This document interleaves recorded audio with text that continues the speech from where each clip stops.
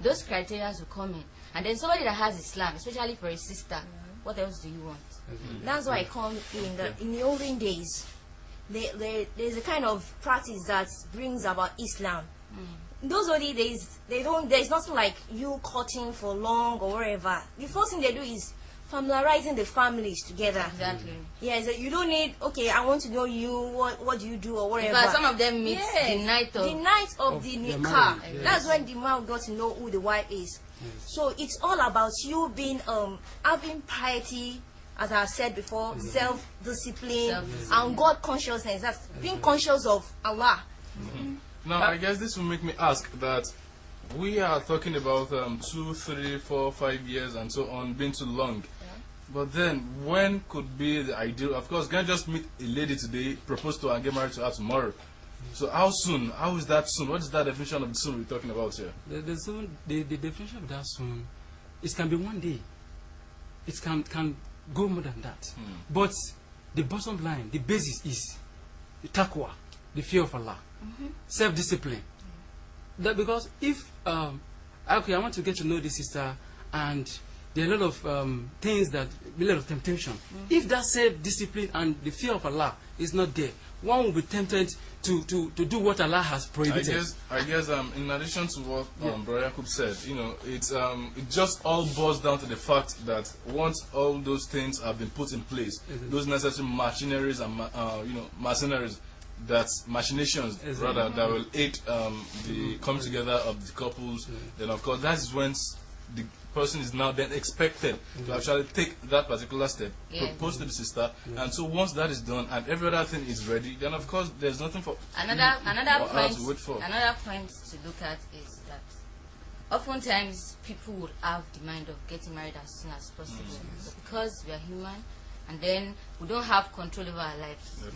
When you start planning and some issues are coming up, it is just right for you to tell yourself, renew your intention every now and then, because you don't have control over your life and you don't have control over time.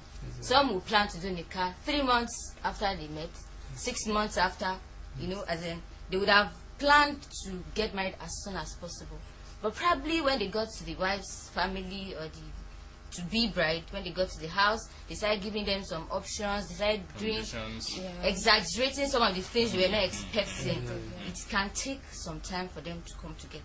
So it is right for them to have the intention that we are not doing it just to keep time or just because we want to know ourselves. In accordance with Quran and I guess this might be where we will be drawing the curtain for today. And inshallah, my brothers and sisters out there, of course, I believe you have been able to deduce something from this, that you do not go to that person whom you are admiring until you have put some certain things in place, things that will aid and hasten your relationship, or that will hasten your coming together and solemnization with that person. And that is why it is said by the Prophet Muhammad that a young man, Allah has the right to assist a young man who actually tends or strives to get married in order to protect his chastity or to keep his chastity. And that is why we will be telling you that if you are thinking of getting married without putting those things in place, then I will just implore you to hold on, and rather than going to propose and causing some unnecessary delays, 3, 6 months, 1 year, 2 years, these things are not accepted and they are really frowned at. So hold it together until you are very much ready before you approach her, and inshallah Allah subhanahu wa ta'ala will make it easy for showing that support and care that you have given us. And it is at this junction that we will be saying together that Islam is indeed beautiful. Assalamu alaikum wa rahmatullahi wa barakatuh.